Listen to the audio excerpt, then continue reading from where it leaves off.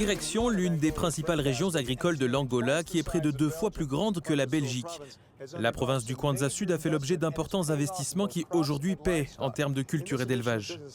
Dans cette édition de Business Angola, nous voyons comment cette région se développe grâce à des fermes géantes et à des petites exploitations. Aldeia Nova travaille avec quelques 700 petits exploitants et leurs familles éparpillés sur 14 villages voisins. L'entreprise leur fournit les bêtes et de quoi les nourrir, puis leur achète leur production en retranchant les frais qu'elle a engagés. Elle encourage aussi l'implication des femmes.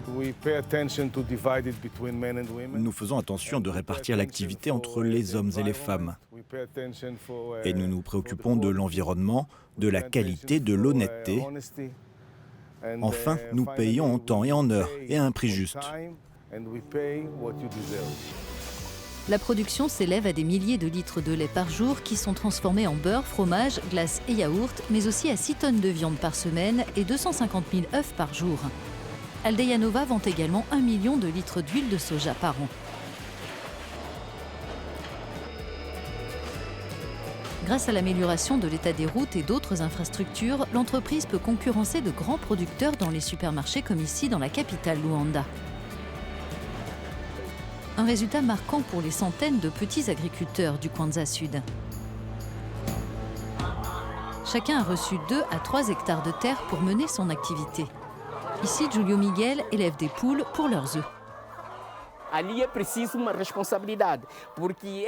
Cela demande d'être responsable, parce que si vous voulez que l'entreprise vous fasse confiance, vous donne des poules, alors vous devez travailler comme il faut, avec l'ordre et la discipline qu'elle attend. C'est comme ça qu'elle peut avoir confiance.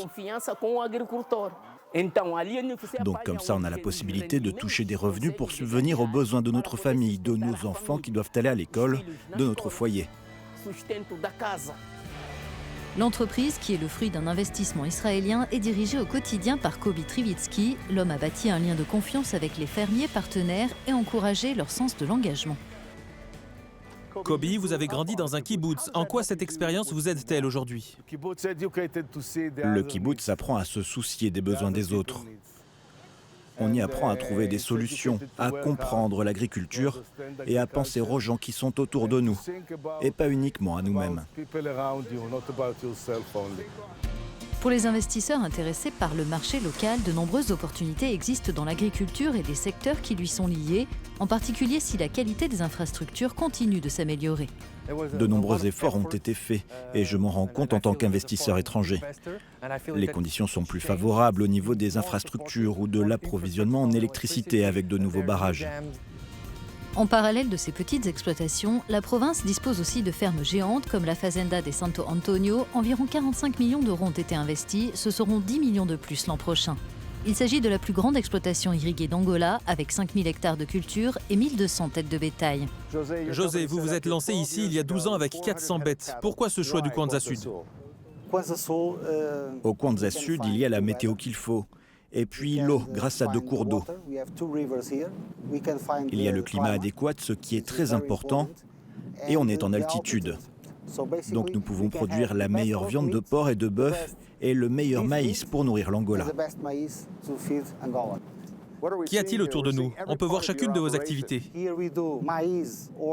Ici, on cultive du maïs ou du soja. Cela dépend de la saison. Là-bas, on a environ 790 truies qui donnent naissance à près de 22 000 cochons chaque année. Là-bas, c'est le site où nous transformons le maïs et le soja en aliments complets et en farine pour nourrir la population angolaise. Et puis, on a aussi notre bétail à côté. Ce que nous voulons, c'est qu'il y ait des gens qui investissent ici. Parce qu'en fait, il nous faudrait environ 200 fermes comme celle-ci pour que l'Angola atteigne l'autosuffisance alimentaire.